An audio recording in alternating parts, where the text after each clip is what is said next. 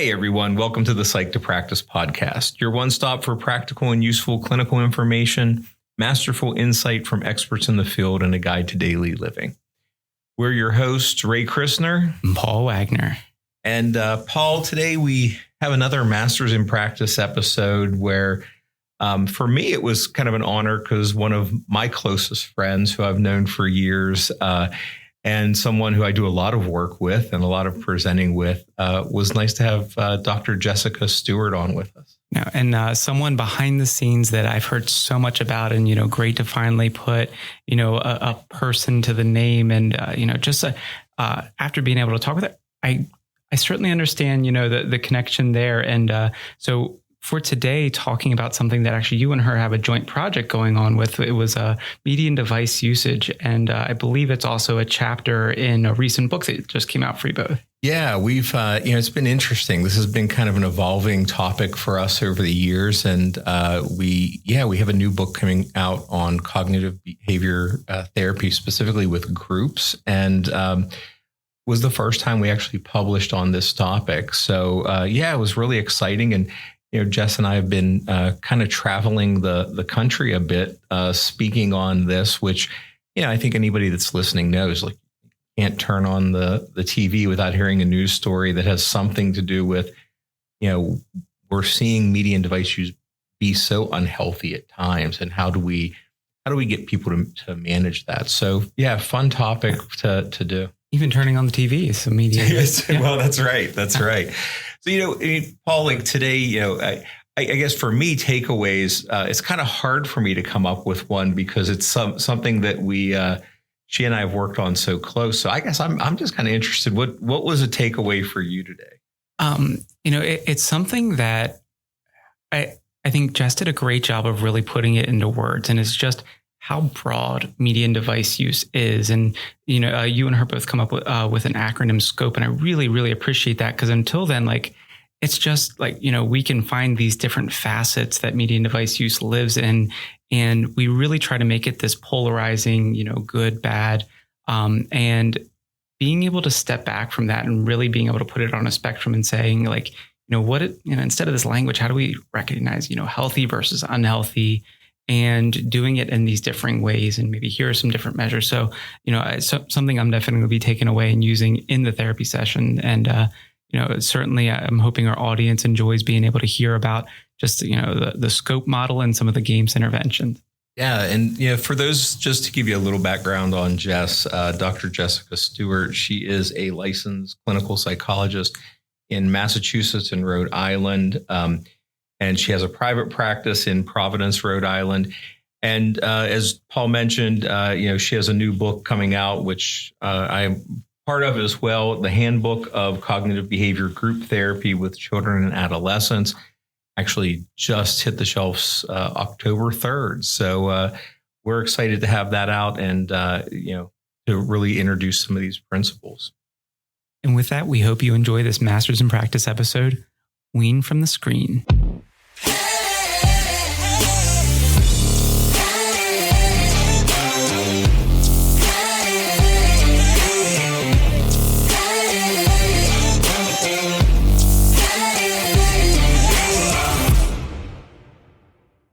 So, Jess, welcome to the Psyched to Practice podcast.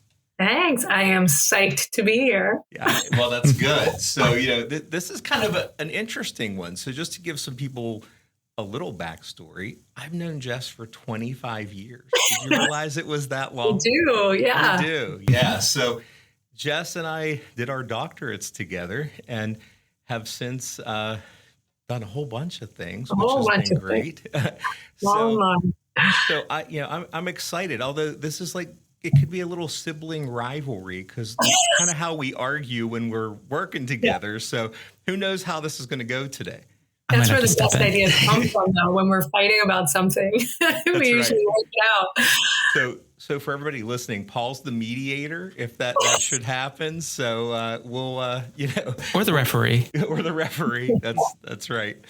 So it's so this should be fun. So thanks for joining us, and we're talking about a topic that I think everybody's going to, connect with because it's just so prominent right now in everything we we see in the news. And so we're going to talk about media and device use. But before we do that, we like to kind of start and give our guests a little background. Tell us a little bit about how you got into psychology. All right. Honestly, I think I probably came out of the womb curious about people. I mean, it's honestly, I've had kids ask me this before, working in schools. I do the interviews for kids who are interested in psychology, and they say, okay, what got you into it? And I cannot remember when I didn't have an interest in human behavior, what makes people do things that they do. Even like as a little kid, I remember, I want to be a veterinarian, I want to be an astronaut and some of those things.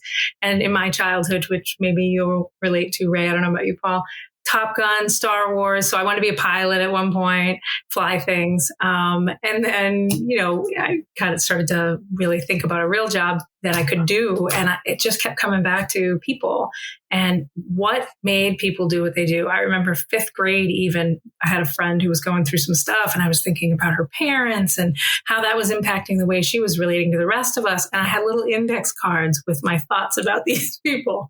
I shouldn't be saying this because somebody's going to be like, is that me? Your first medical record, right?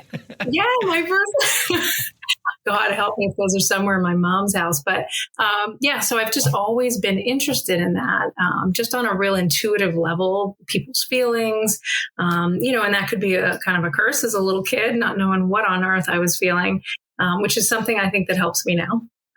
But yeah, it's just always been. And then in high school, of course, I had a psychology class, and I was like, okay, this is a real profession that I can turn these natural skills into.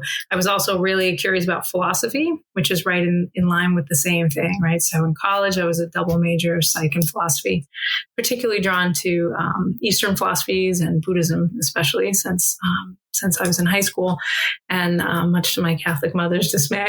But so I just never left that path, and it's taken different forms. So initially it was, and I don't really know why, but I was drawn to medical psychology, behavioral medicine, they call it, health psych back then, but like cancer, oncology, things like that. So I always wanted to work in pediatric oncology, and I did a little bit as a research assistant in grad school.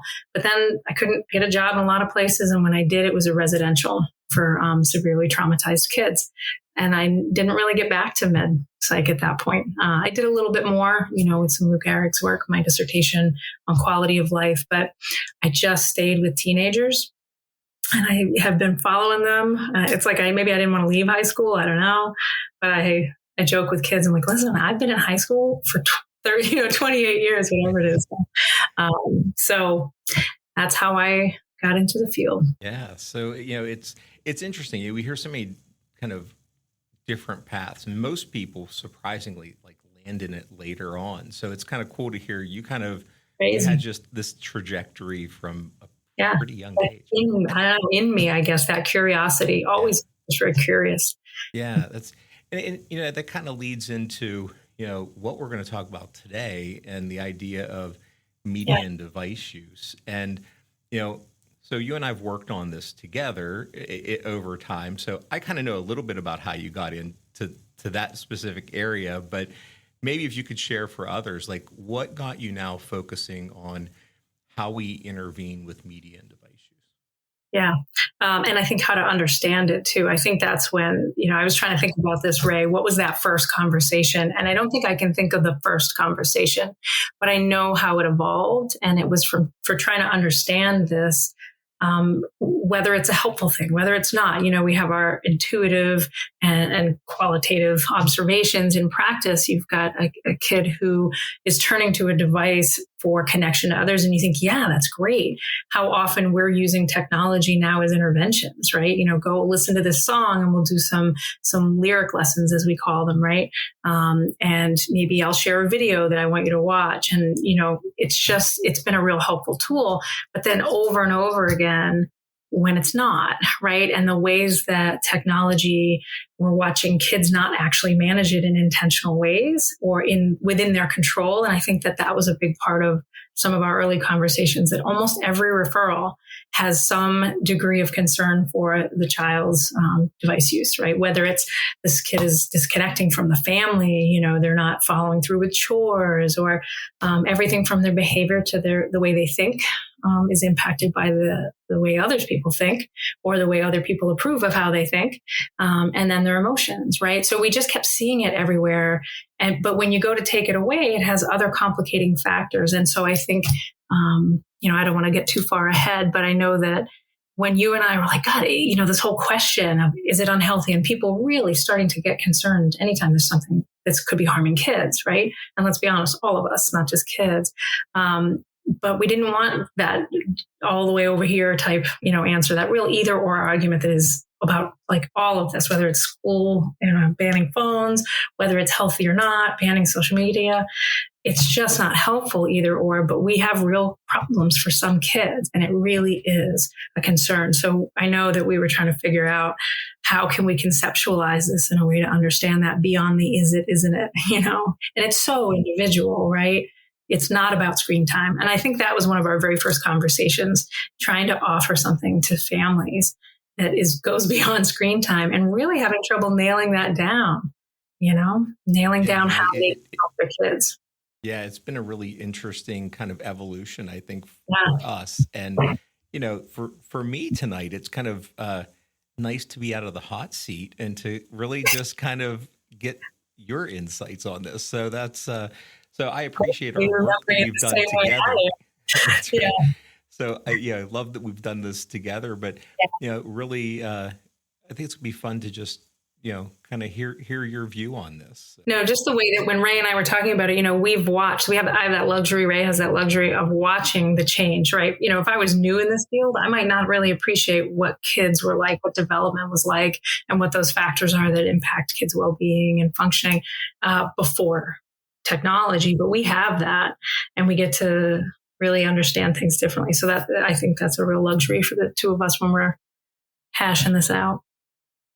And, certainly as someone who really maybe doesn't have a lot of that background research or experience there, like, I appreciate hearing the viewpoint coming in and not saying, it's good, it's bad, and really just landing on one side, but trying to conceptualize. And, I think it would be difficult to ask for a broader or generalized perspective on this with it being so individual. But exactly. I guess really kind of in trying to hold both the positives and what it adds, as well as kind of the negative impacts, like what is the research out there really saying? And like, what is really kind of the effect, the good, the bad, and the ugly of media and device usage for teens? Yeah. That's a great question. What is it really saying? I think some folks which thing are you researching, right? Are you researching video games? Are you looking at social media? Are you looking at, pornography? That's like a whole nother realm. Are you looking at cyberbullying? Are you looking at ages? Are you looking at kids who have pre-existing mental health conditions, and what's that like for them? I think it's tough. I think that there are some folks who come on real strong that it's, horrible. And then there's the folks who say, hang on a minute, your research is really not sound. I think there's just a lot of issues methodologically. So, trying to keep up with it all, it's impossible because there's so many different directions. I was reading something that came out yesterday on really understanding kids' digital literacy skills, right? So that's a thing to think about. Kids who understand how to discern, something that's legitimate news or, a trusted source, that sort of thing, maybe aren't as impacted, right? So are you looking at kids who have those skills and what the impact is on them? So there's just so much variability. So I think, the research is saying, yes, this can be really damaging for kids, but under certain circumstances, certain kids and certain content. And then the research is also saying this can be really good for kids, for certain kids, certain content and certain reasons that they're using. So I don't know if I can answer that as well, but that's actually the whole point. And I think it's less helpful to answer those yes/no questions. And the more, how do we know? And what should we be thinking about? And what should we be understanding about each person and their use? one of the things Ray and I say a lot is that the individual is the context for the media and device use, which we call MDU.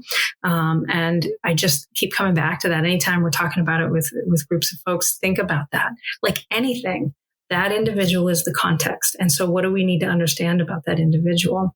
And the two things that we really think about when we think about that question, is it unhealthy for kids, is the functional impact. And not just kids, like I said, all of us.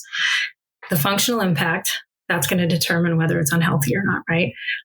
And what's the function of that behavior? And as psychologists, we know that term all the time, right? What's the function of the behavior? And it isn't just, I like to say, what role and goal? I made that up this week. I love that. What do you think of that, Ray? What's the role and goal of this MDU tagline? But the function of it, right? The role that fills. One of the things that we see sometimes, if the media is fine, like maybe it's all educational stuff, maybe it's good connections, but if that is filling if that's the only way that child is interacting socially, that maybe isn't very good for them, because now there's a narrative for that child that says, I can only operate here socially. I can't operate here. And now I might have more social anxiety.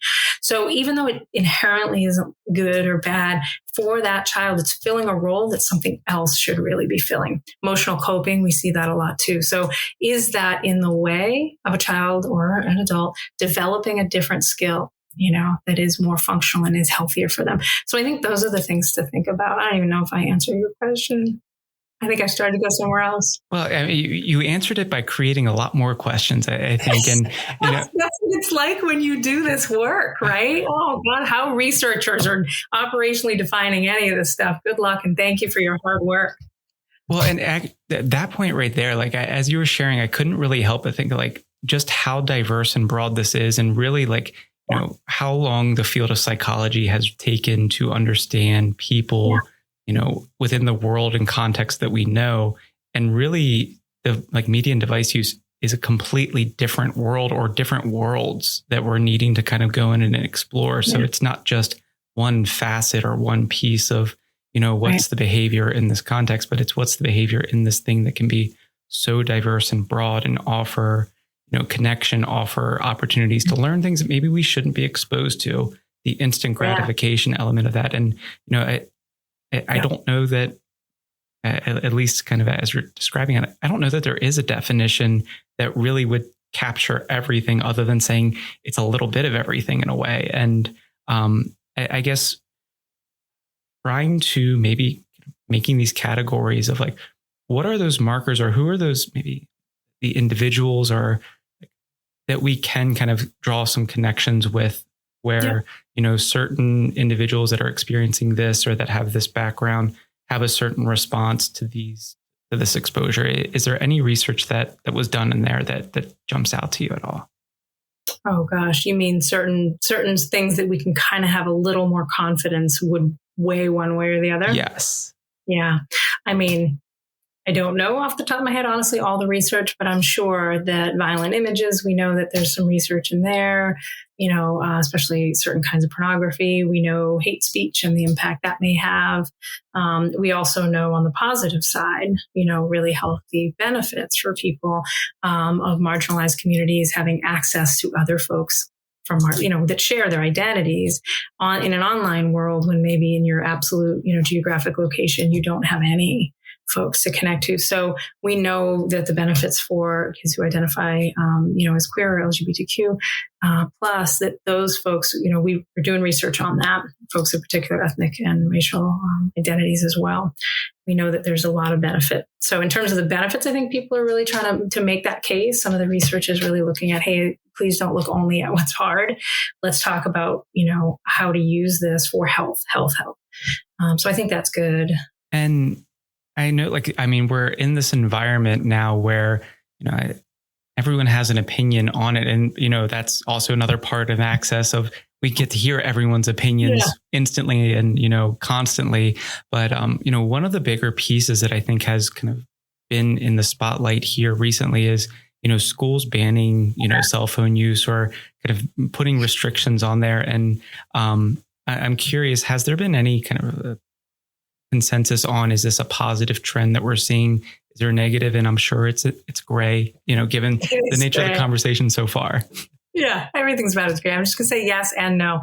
I think that most folks, you ask a teacher, and most folks in education, they're going to say, please do something about the phones, right? Some might say, I don't care, whatever. It's not up to me to police the kids because, I have great respect for teachers who are asked to do everything else in addition to teaching. And, if they're struggling to manage behavior, then I can't hold that against them, even in my own kids' schools. But from my opinion, based on what I understand of having been in the schools, and Ray, you're right there with me for years, the distraction, right? The divided attention. And, kids are kids. They don't yet have full regulatory capacities and decision making, and inhibition is not yet formed, always effectively, especially if we have something on our mind that is pulling us compared to this class, right? Teachers say all the time, I can't compete with the game on the kid's computer for interest. So I think, in my opinion, I do think that they need to have more regulation than they do now. So I love the, on the back of the door, little phone cubbies, right? The old shoe things that teachers use, because I think it's a nice combination. I think some people's argument for why they shouldn't be banned in schools is, well, there's a few things, right? One is making sure that families can access kids in, unfortunately, a climate where there are significant events that happens in schools. Kids and parents feel safer. This is what the research, qualitative research says, that they feel safer if they have access to emergency personnel, if they could call 911 if they have to, or their family. And kids who are experiencing bully or feeling marginalized in school also, that's for them a connection to safety. So I think that argument of don't lock them up all the time, don't take them all the time throughout the school day, that's not fair, I think is valid. I also think the argument of how are they ever going to learn to regulate their use if they don't have that opportunity? I don't love that as an argument. I get it. And I see parts and I say, sure. So then hallways, lunchtime, and free time. So I'm a big fan of the back of the door. That's how we take attendance and have there be some consequence. Because then when the child is in the seat, they are listening, or maybe they're still not, but at least there's not some other reason why, right? Like that's just individual to the child, but they have a better chance to engage and be more present, which is, I think, a real important part of what would help protect kids from the unhealthy aspects. One of them, better self-regulation and being present. There's still complications with that. So some folks say, no way, don't have them in the schools at all. And I don't know. I think different countries are trying different things. And I think the problem with the idea of school bans kind of is the actual word bans. Like, I mean, we use this language that I think gives a little political charge, like we're doing this like great point, really hard thing. And I think there is a middle ground, right? I mean, it's really not about we're banning phones from schools. I think we should have better control at work. Like you're talking about kids not controlling it. Gosh, I've gone into doctors' offices and I'm standing at the window and somebody's texting on their phone and not even aware that I'm there, right? And it's so I think that it's more about how do we create environmental controls around it.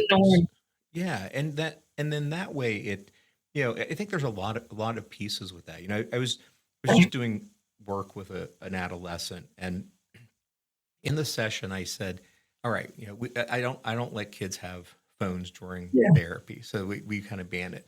But he was complaining about his school this year. They have to lock things up. And so I said, or like put them in a little pouch or something. So they still have access in case of emergencies. But it was interesting as we were in the session, I said, so we're going to do an experiment. I want you to just tell me a story. I want you to teach me something. I don't care what it is. And then in the middle of him talking, I just started looking away and just stopped paying attention. And I said, how did you feel? Like, what was that like that you were in the middle of giving me your knowledge and I all of a sudden faded out? And he's like, it was terrible. He's like, that's awful. He's like, that was rude. And I said, so what if you're in the classroom and your teacher's teaching and you pick up your phone to look at it? What's different? And it was really interesting because he had this this reaction of awareness, like it is this big kind of, So I think it's not even about the learning. It's about, I've thought a lot about what is it like to be a teacher who preps and who does all of this work, and 50% of people aren't even looking. I think that's a great point, right? You're talking about social responsibility. My responsibility as a student in a class to the teacher, this is a social contract, right? They will teach, I will learn. My peers, I will also learn, because when we have to do a turn of talk and, a group conversation. Yeah. So it's also social, right? There's lots of issues here to think about. That's a great point. And, not necessarily surrounding media and device use, but, even earlier today, I was working with, she's either 12 or 13 years old, but we were talking about how she's been struggling with paying attention and getting distracted with a variety of things. And we were almost trying to identify, like, what are the times when we're really needing to sit down and giving ourselves, like, trying as best we can to give our full attention to something. And when is it okay to give some half attention? And, differing subjects and differing pieces of that. So, if I'm doing repetitive work of something and I already have mastery of the skill and it's just me more going through and filling this out, can I kind of go on autopilot? And, for her, it was just staring out the window because the devices aren't allowed to be used in the classroom. But it was like, okay, can I kind of do this a little bit in the background? But when I'm trying to engage with new information, really, like, the best I can do is just parrot it back. I can't actually engage and conceptualize with it. And so we were actually doing, I encouraged her to pull her phone out and just, like, kind of gave her a minute to get involved with social media that she has. And I was just talking, and I started throwing in some weird phrases and they weren't kind of cueing her. And then I stepped back and I was like, okay, so, like, what are your thoughts on what I just shared there? And she was able to say it back, but she didn't have any reaction. It was just like a hitting play. And I was like, okay, now listen to what you just said. And she's like, oh, that was weird. And so she parroted back what I said, but she wasn't attending to the actual language that she was sharing. And so I think media and device use, pulls our attention in that way where, we might not be capable of really deeply engaging with that, even if we can, parrot it back of, like, someone, what did I just say? We've kind of trained ourselves to be able to passively listen enough to respond, but to really engage with the material, I think that is something that is missing there. Yeah, 100%. That's a great point and great exercise. I think reading is that way too. It's a real passive activity. Our eyes can decode words, and we can partially be, sort of hearing that sentence, but integrating meaning, connecting it to other things we might have learned one paragraph to the next. That's tough without real active processing in the moment, right? When it's divided. Great point. And a great experiment for her to get that self-awareness. Same thing that you did, Ray, right? And I think I don't want to jump ahead too far. One of the things Ray and I are talking about is that that's a real important starting point for the kids to understand what's the impact on me. And again, adults, I say kids, but I'm talking about everybody. Well, as a kind of maybe jumping into some of those pieces, as part of, your work and Ray's work together, trying to conceptualize this, the unhealthy use, and the acronym SCOPE has come up. And can you tell me a little bit about, like, what is SCOPE, and, how is it something that maybe clinicians can use in their work with teens or, everyone else as well? Everyone. Yeah. I started to mention before that when Ray and I were hashing this out, really trying to understand how can we think about this issue in a practical way that allows us to intervene, because we're not going to get anywhere on the is it or isn't it. And so we were thinking about human behavior. We're thinking about all the factors that contribute to the use, because that's what we want to understand, right? How is this impacting the child, in what ways that they are a human? And then also what motivates their behavior, all of those ways they're a human that drives that choice, especially when we think about kids who can understand. And I don't know if you hear this, I do. All of the times that kids will say, I wish I could just put this thing away. I know how it's making me feel. I know it's distracting me, but I can't stop. So even when the will is there, what are these factors? And so we were, as cognitive behavioral therapists that we are, we wanted to think of how to conceptualize this in these ways. So obviously we're looking at cognition. I'll go in order though, because I think SCOPE is a great way for me to think about it too, and remind myself. The S is for social.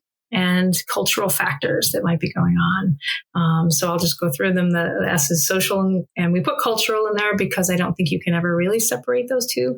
And within cultural, we're talking about identities. We're talking about a culture in a family, how we live our values in that family, for example. We're talking a little bit broader in a community. Like I said, I dip different identities as part of our culture, and sometimes even larger, national cultures. So social also includes my place in my community, my perceived place in my community, my concern for judgment, social behavior, social influence, some of these old social psych principles. So that's the S. The C is for cognitive. And really here we're talking about the mindset involved, belief systems. That's the CPT hat we're wearing when we think about all this. What are the beliefs I tell myself, that relate to that functional impact? People aren't liking my post. It's a low-hanging fruit. Forgive the example always used, but people aren't responding to my post. What does that mean to me? What's my interpretation of that? They don't like me. They don't like that post. They're liking her post, but not mine. What does this mean? Is the group turning away from me? Whatever. Somebody's not answering me. That one we get a lot. This person's not responding to me. It's been 30 minutes. Maybe they're having dinner. Maybe they're, someplace with their grandparent. But the beliefs we have about the importance of that use in my life, whether or not I can step away, what it means about me, that drives a lot of our emotion. I don't want to jump ahead to the E. The O, even though I don't love that we had to do with operant, it was really all about making the acronym work. It's really the operant or behavioral component. What drives people to act? It is their actions, but it's also the things that contribute. What do we remember from Psych 101? Positive and negative reinforcement, behavioral principles, again, with the likes, but it's a great example of checking and checking. So, that's the O, the operant, and the behavioral contributions there and factors. The P is the physiological. So in here, we're talking about neurology. We're talking about executive functioning, brains. That includes dopamine response and other neurotransmitters involved in social connection and belonging, reward, accomplishment. So it's the physical part of that, which also drives the behavioral part, which then can make us feel really good emotionally as well when we accomplish something in a game, right? You're seeing how all of these pieces are connecting. Just in the example I'm using on one, I can't help but mention the other. So that's the physiological piece. How I even feel in my body when I'm doing this thing, or the tension it causes me when I hear something really hateful back to me, on social media, which is one of the concerns. And obviously E is for emotion. So social, cultural, cognitive, operational / behavioral, physiological, which includes neurology and the body, all the parts of that, and then the emotion. So if we really think about all of these pieces, they are not, honestly, they're not distinct. Just in those examples, like I said, they interacted and they fuel each other, right? If this thing is giving me good emotion, now my mindset is, I need that, right? I feel so much better here. The avoidance of homework example. This thing's causing me stress. There's a negative emotion I want to remove. Good old behavioral principles. So I'm going to avoid this neuropsych report and I'm just going to check, my email for a minute. I'm going to text my friend and share that joke or whatever. And then I'm laughing and I'm getting good chemicals and I can feel that. And then I look over at the neuropsych. And now that's even more daunting because avoidance works, right?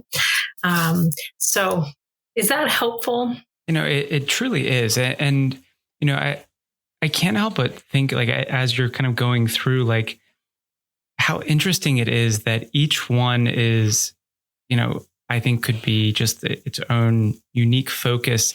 And really, like, when you're talking about, especially the P and the physiological and executive functioning, I work with a lot of individuals with ADHD and just that difficulty with regulating, difficulty with prioritizing, organizing information, just how all of that happens so frequently. And, how instantly we can really, derail certain things, but how also we can use it as a tool to really just help organizing. Exactly. And it just takes a lot of the kind of the executive work out of being successful with these things. And again, this, spectrum of positive and negative, and how each one is really, each letter in the acronym can really hold a role in that way. I'm wondering, as both you and Ray were kind of developing the this way of conceptualizing it, like, where do you think like this is going to be best served and used in terms of, is it going to be more research? Is it going to be more practical use with clinicians sitting down, alongside and informing other individuals about the scope model? I guess, like, how do you conceptualize using this conceptualization? That's a great question. Honestly, we originally thought of this practically, and I'm a big fan of research, and I would love to eventually see that, operationally defined in ways, all of these pieces that fall under these categories and how they interact. Like I said, thank you to all who are taking this on. I would love to be a part of it in this research, but mostly it's practical, from assessing the issues. If you're understanding that this is something that comes to you as my child cannot get off their phone, they're getting 2 hours of sleep a night, which of course causes all these other things. They're failing out of school. They're feeling like crap about that. I'm thinking about some of my college kids are so full of shame that they're not managing adulting well because of the distraction that they can't regulate. They need to understand this. That this isn't just about you're not trying hard enough, like for the folks with ADHD, it's never about that.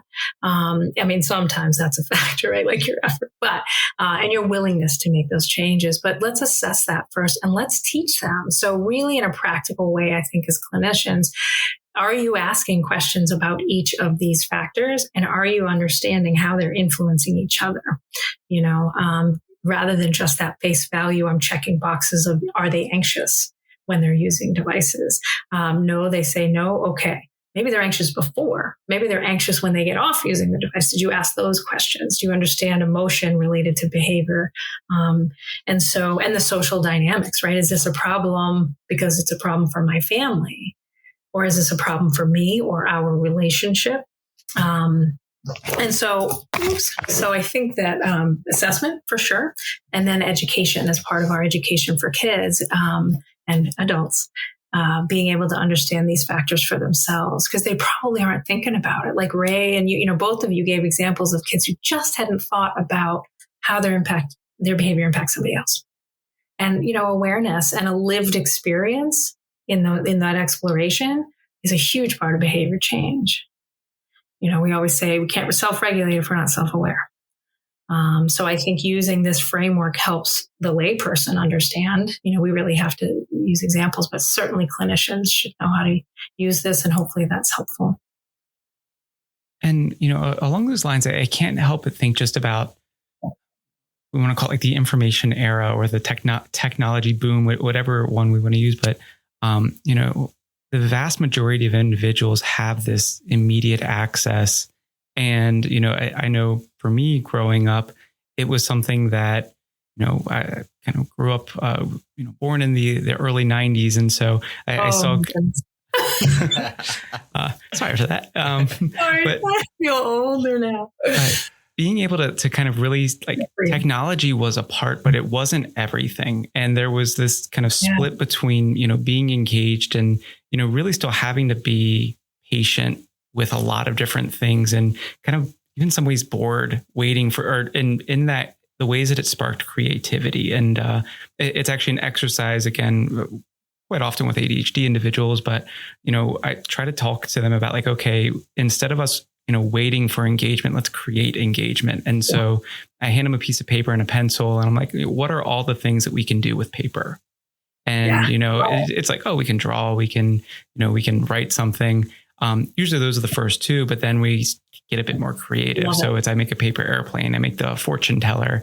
And then, we can make a game out of this. We drew a checkerboard, we can do this. And now we're playing a game where we're taking a turn-based game back and forth, even to the point where, and I saw this a while ago, but if you rip or cut a piece of paper in a certain way, you can make it, a hole in it in this way, but it's still all the way around. And just the creativity that can come along with it.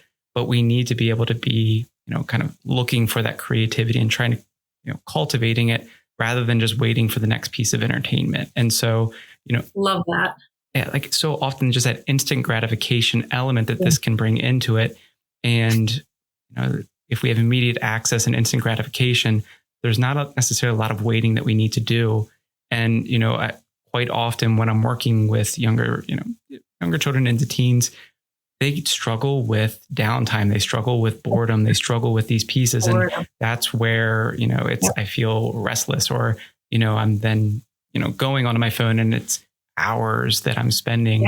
And maybe beyond that time, it's like, oh, I should have gotten up and I should have gone and done the laundry, or I should have gotten ready for practice. And now I'm stressed as a, kind of a byproduct of the technology, not necessarily that the technology itself is creating that anxiety. Right. And that's the functional impact, right? I'm now having anxiety as a result of the way that this interferes with my functioning. So, you just named right there listening. I'm thinking, okay, that child may not understand time estimation, right? Which I think a lot of our kids don't. If everything's digital and you glance at your phone and that's the time, the passage of time, even when you can pause live television, you don't really understand the way some of us grew up with a show. And then when the commercial hit, you could go get a snack, you could whatever, you knew you had 2 minutes. Be back in 2 and 2. What was that? Price is Right or something? I don't know. Anyway, the passage of time, kids don't appreciate. So, that's an executive functioning, being able to plan time, being able to anticipate, I might get sucked in here. That's self-awareness. You're naming some of the skills that this kid sounds like maybe they're missing. And through dialogue, you access that. What I love about that example? You have some great strategies. I bet you're great with your patients. You tapped into that kid's natural sense of creativity, not one that is facilitated externally. And we know creativity is a resiliency factor. It's a character strength. It's been studied and proven to help with resiliency. So if that kid has a moment where there's no training wheels, my creativity helped me have fun and positive emotion and collaborate with another person to achieve something. Again, it's a lived experience of some skills that I possess that I might be able to tap into in other moments if I can remember those are here. I think that's awesome.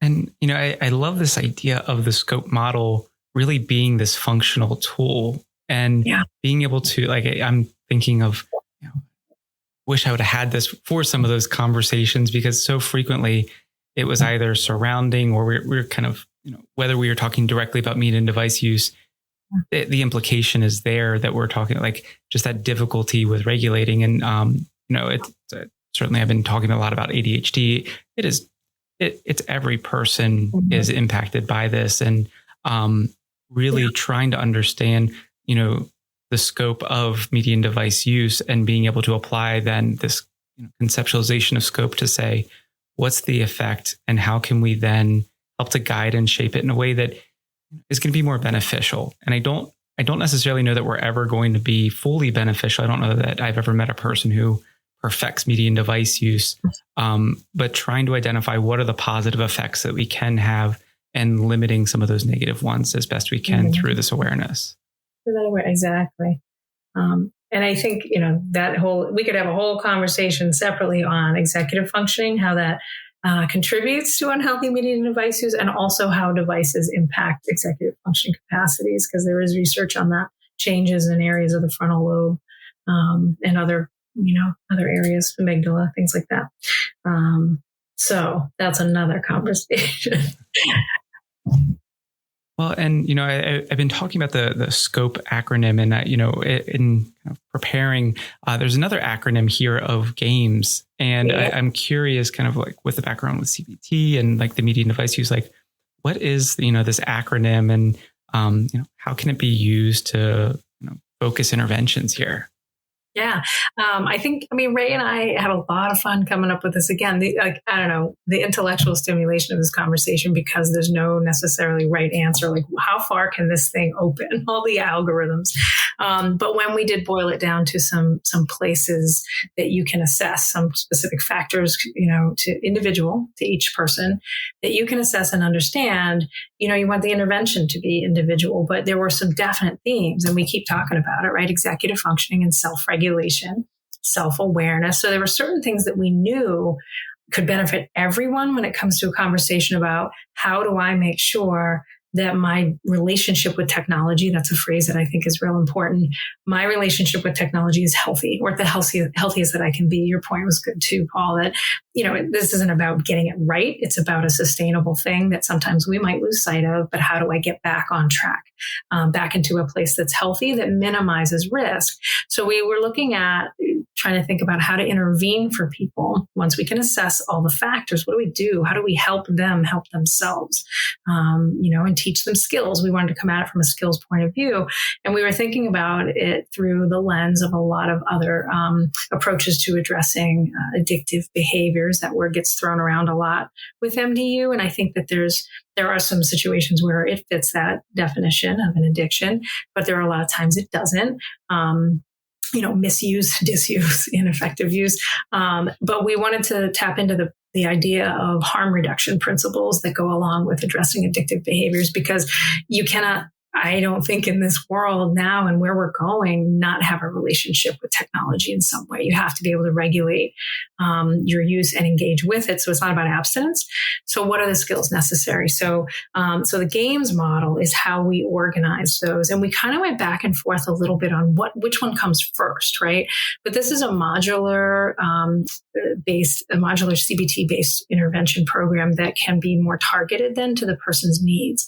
And so maybe somebody has great emotional regulation skills, but they just don't manage time well. And it's some of those executive functioning skills, and they're not engaging in meeting responsibilities of their environment, right? The demands, but it's not emotional. It's not social. They might just need only these skills to work on then, whereas someone else may have those other, the emotional, the social. And so how do we kind of tailor this to people based on what a good assessment shows us their needs are?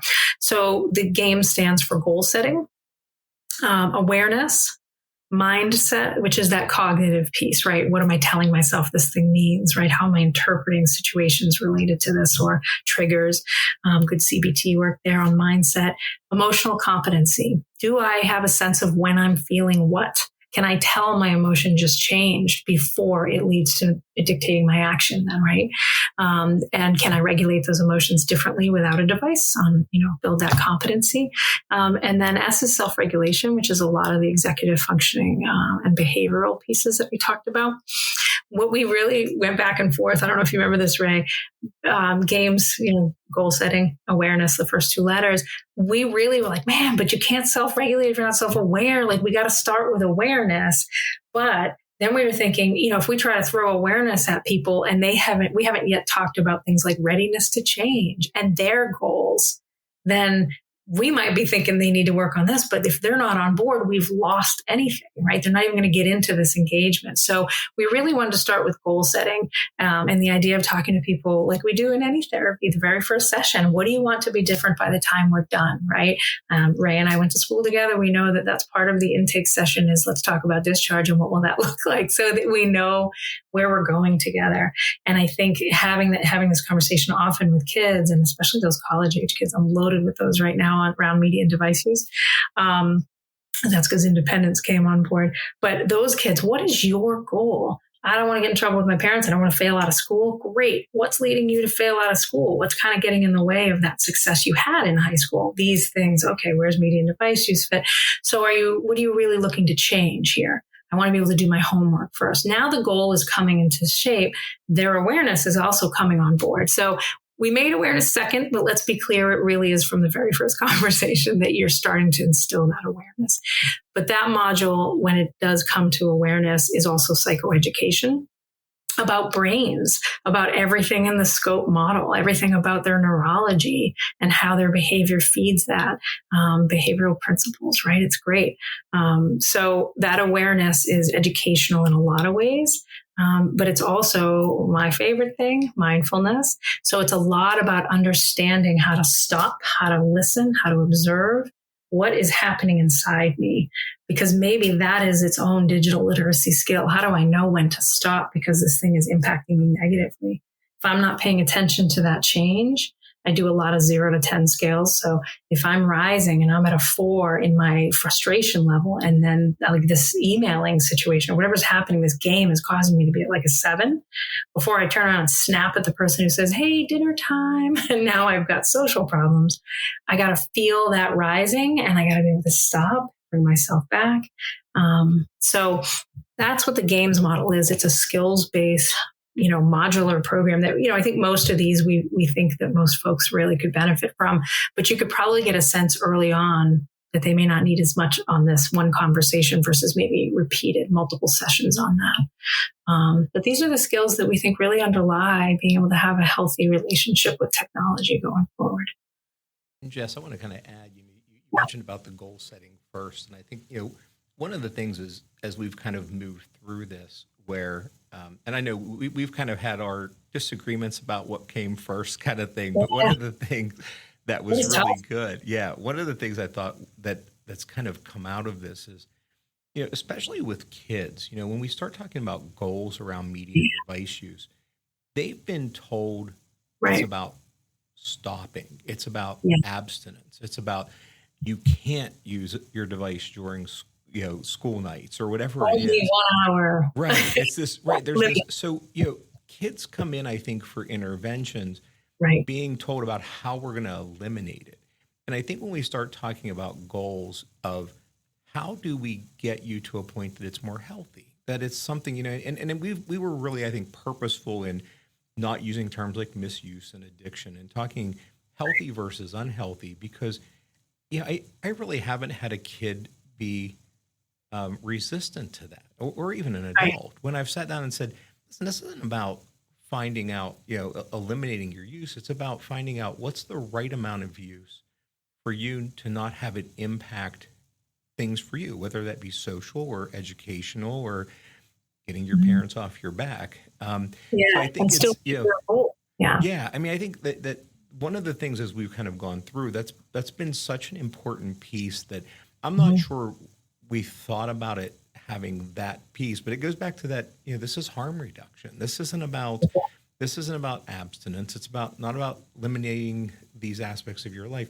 It's getting you to a place where they're not impacting you negatively. And so I think that piece is, I think been really positive as we've kind of moved. Yeah, especially, I mean, once we landed on, let's go with that first, it just felt much more productive and natural for those reasons. Yeah.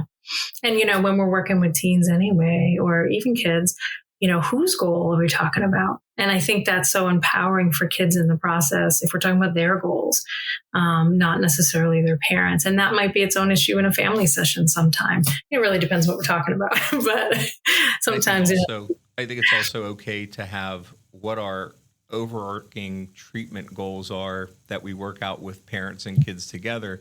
And then what is that goal that we have with the individual themselves? And sometimes I have kids that their goal has a different function. So in some ways this might be paradoxical, but, many times it's, okay, how can I have more time to play my games?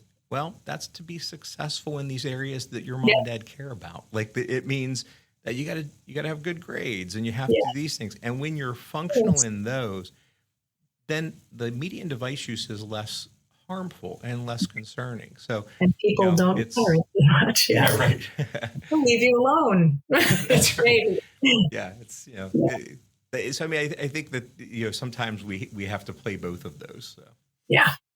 And Jess, I'm so happy. Like when you were describing the games model, like I was trying to think, because actually something I guess that's applicable for me today that I was kind of going through and saying, okay, I was kind of doing that without necessarily having language for it, where for myself personally, my dad lives down in Fort Myers area in Florida, and with the Hurricane Helene and Hurricane Ian a few years ago, really kind of rocked that area. And so, not directly supposed to be impacted, but I found myself, as this is occurring, like, that needing to have that awareness and the emotional, like just kind of that emotional awareness as well of like, I'm worried about this. And I find myself like checking, I turned on all the updates for the Weather Channel. And as I was coming into work, I was like, okay, I'm not going to be able to be an effective clinician if my phone is buzzing in my pocket and I want to pull it out and I want to see what those updates are.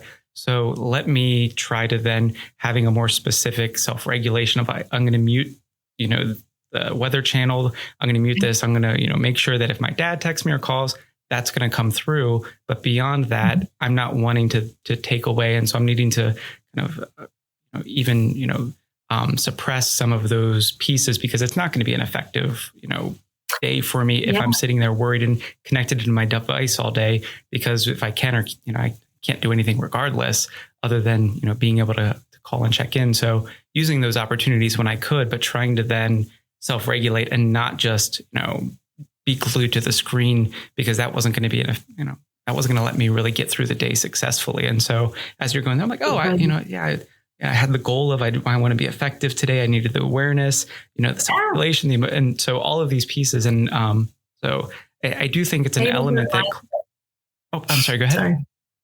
No, I'm sorry, I interrupted you. I apologize. I even heard mindset there, right? Yeah. I heard you think about compartmentalizing. You said suppress. I'll call it compartmentalizing. I'm going to put this over here for now, and I'm going to choose a singular attentive focus. That's where my mind is, because this person's important to me. But so is your dad, and that awareness. Excellent. You used a little bit from everything, I think. And something that I'm hoping as clinicians are listening in, I think it's something that we're already aware of and they're already doing. It's just kind of putting it in this framework where that we can pull on more consistently, and, also being able to give it to other individuals. And I'm curious, do you view the games model or the scope and the games models as things that can be presented to parents, but also even teachers or educators, even maybe administrative staff in schools? I guess you see that use kind of being a bit more widespread there. I do. And I think, Ray and I have talked about this. We haven't researched this. This is really a conceptual and a functional model.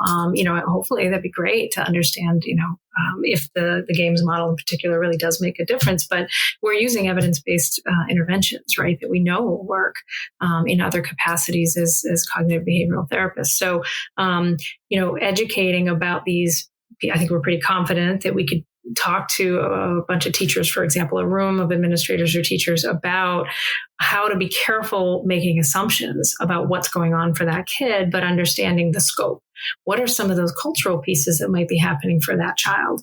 That when you say, we're taking your phone the rest of the day, what could that be doing for a child who has fears of school safety? It isn't as simple as this kid's on their phone and won't put it away as a behavioral issue. And unfortunately, I think that is often, the lens when it is a defiant moment for a student and a teacher or an administrator, right? We go right to behavioral. And I think it's a helpful model probably for a lot of uncooperative behaviors in a school setting. What else is here? And then for the games model, same with parents, by the way, that same education. With the games model, I think, Ray and I have talked about, what if we do find that this is that these particular skills would be helpful in regulating digital relationship and behavior?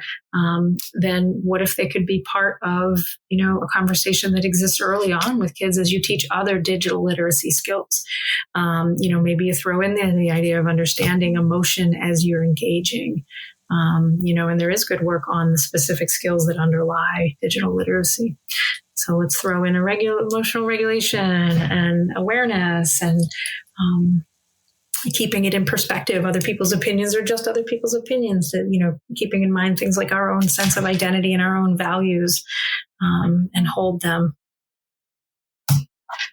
Yes, as we are kind of wrapping up, one of the things, I think I'd throw out there to clinicians that, as we've done this kind of work, while we're not looking at these big randomized controlled studies regarding this, which, one of the reasons we're probably not seeing it and probably won't see it for a while is just what you said earlier. It's just such an individual topic, it's just so difficult.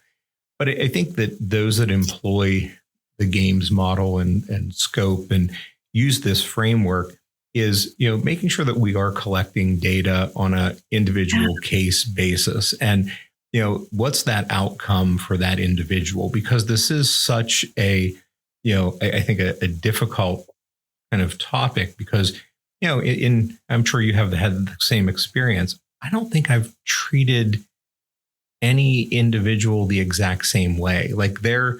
They're kind of what was higher on each of these variables just was so different. And so we really had to personalize it because it really is a personal experience. And so as we're doing it, making sure we're having, as you kind of said in the beginning, how do we know when treatment's over, right? How do we know that, we've made our progress and we have a discharge plan? and really looking at how we're collecting that. And it, even that, I think, so individual. I have somebody I see that, we're tracking their screen time minutes. That's our way that we're looking at it. And I have somebody else that we're tracking their anxiety, because anxiety is the factor that's really driving it. So no matter what it is, how do we know when we get there? I think is really important, and just want clinicians to think about that. Yeah, making sure you're tracking the progress you're making. Yeah. And pickups, by the way, screen time collects those. How many times did I pick this thing up? That is, talk about awareness. Yeah. When I say, hey, my screen time was this, but a lot of it was educational. How many times did you pick it up? And it's, the kids are usually blown, wait, guess first. And then they look and the face is priceless. 372 times. I was like, what were you not doing when you were picking that up 372 times? And what was the first thing you checked? Snapchat. Okay. What do you think of that? That 150 times you picked it up to check Snapchat. How many is that an hour? What else are you supposed to be doing? And we do use a lot of humor, but that. Oof. Yeah. I can't think where I read it in some of our research through all this, but it's something that the average pickup's about 15 seconds. And when somebody does that, take 15 seconds and time it by 300. And how much wasted time, time that we lose in a day. And I agree. That's a great thing to kind of monitor. What can you do instead? I mean, I have the urge to pick it up. Can I not? And can I pick it up maybe at the end of this class? Right. The same things are going to be there. But now, what did I do instead in that moment? I resisted. I strengthened the muscle of inhibition. This is great. And how do you feel? I actually feel really proud. Oh my gosh, wait, we introduced a positive emotion? Ooh, okay, that's reinforcing. That's right. Well, I wish we had another hour to do this. I mean, this is always fun for me to listen to, and I felt no pressure through this, so that was great. So as we kind of wrap up, we like to end with kind of 3 questions we ask all of our guests. And the first one, we're the Psyched to Practice podcast, and so we're always interested, like, what keeps you motivated or psyched to continue doing what you do in the field? Anybody who's ever heard me, in an interview knows I'm going to say the same thing. I love when it works. I love having a tiny, tiny role in helping a kid, because, and like I said, I've been an adolescent specialist forever. I work a lot with adults now too, which I also really enjoy, but especially with a kid, helping them just like pivot a little bit, right? Just having a role, helping shove them on a path that they get to think about on their own for the first time. I think that's one of my favorite things about this work, because it is such an important time for them to start realizing this is about what I want, not what everybody else wants for me. Now it's my turn. And I need that responsibility. I love it. I love being a part of that. Our other question is, if you could pick one thing, one piece of content, and it can be a book, a movie, a TV show, you got free reign on this one. Oh, yeah. Just can't be your own work. What's one thing you'd represent or would want to share with others that they should take a look at? I was thinking about this. I can name one or two or a few TV shows, the kind that are a series where you appreciate these characters and you watch the relationships. So for a while, I don't know if I'm supposed to use certain ones on here, but This Is Us. Anything. No matter how you might have thought about This Is Us, I got a lot of traction out of that. And This Is Us, Modern Family, Arrested Development, I really enjoy also, but that probably doesn't have a lot of therapeutic value.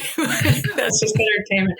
But shows that a lot of dramas that have real emotion, and you watch how real people coming at it from their point of view negotiate those moments.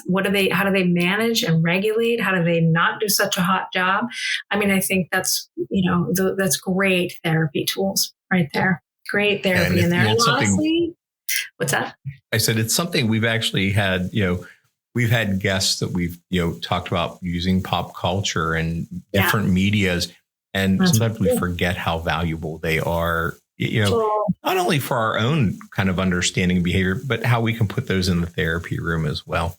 Yeah. Well, I mean, when I'm watching it, I'm thinking about what are the thinking traps that person just, she just should on him. That's not going to wonder why she's frustrated, Right.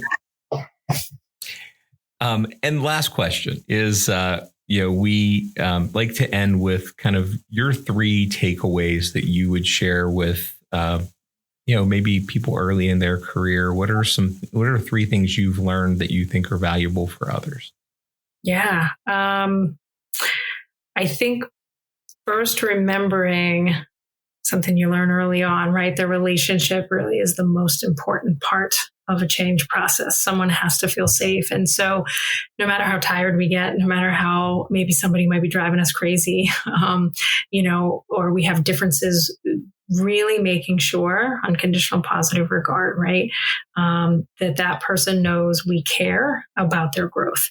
And that's something, to kind of center around. And it can be a burden a little bit for us, but always remembering that relationship is the space that any change is going to occur, because there has to be safety. Also flexibility. I always say that we're nothing if we're not flexible, because life was going to demand that. And so whether it's me or making sure to help patients think about that, my plan today might have been, I want to work on these things with this person, but that may not be what we do today. And so flexibility. And then I would say intellectual curiosity and humility, because there is so much that changes about this field. Our conversation today is about something that's happening, especially in these last couple of years. All of the research and everything, we're watching it. Stay curious, because things will change. We learn new things, and having the humility to know I could have been wrong all this time about something. I mean, how often does that happen, right? Like we thought this was good and it turns out it's not, or the other way around. Media is terrible. Actually, media is really good for a lot of people. And so being intellectually humble and curious. Well, those are great points. And honestly, this has been wonderful to have you join us. And I always like connecting. So thank you for taking time with us tonight. Thanks for having me. Nice to meet you, Paul. It's been, such a joy. And I find myself, I'm probably going to be, playing this over in my head. And, I also, have a copy of the new book as well, in which I believe there's a chapter on media and device use in here. So I find myself, really excited to dig into that even more. And, just can't say enough. Thank you, Jess, for being here. And, if people are interested in keeping up to date with what's going on with you, or if they're like to go get more information, is there any way they can go to follow you? Yeah, I'm on LinkedIn. Jessica L. Stewart, Stewart. And then my website is Jessica Stewart, Psyched.com. Certainly hoping our audience takes that opportunity to connect. I appreciate it. Thank you. I love this conversation. Fun. And, if you're a licensed clinician and you'd like to use this information, please head over to www.psychedpractice.com or check out our show notes. We are in the process of developing CEUs. So if you're listening to this and it's not quite up, check social media, because we will let you know. If you're listening to this and it's a bit, the episode's been out, head over to that website and you can purchase accompanying exams for continuing education units for this episode. If you're interested in hearing more or staying up to date with what's going on for Psyched to Practice, you can visit our website, or you can follow us on all major social media by searching Psyched to Practice. We'll be back in 2 weeks, but until then, be well, stay psyched.